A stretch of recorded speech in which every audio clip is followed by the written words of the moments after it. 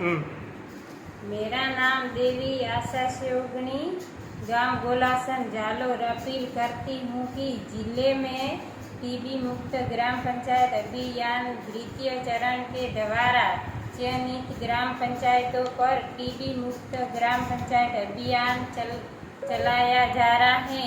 इस अभियान का लक्ष्य आमजन में टीबी रोग के प्रति जागरूकता पैदा करना, जन भागीदारी बढ़ाना, टीबी रोगियों का शीघ्र निदान व उपचार, टीबी का पता लगाने का बढ़ावा देना, टीबी रोगियों और उनके परिवारों की सहायता करना, टीबी के लक्षण वाले रोगियों को जांच हेतु प्रेरित करना।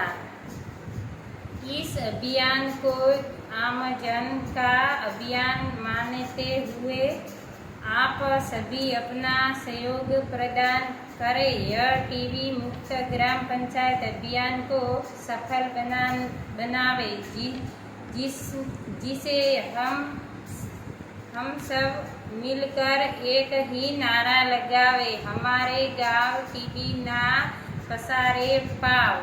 टीबी से बचाव करें, अपनों का ख्याल करें।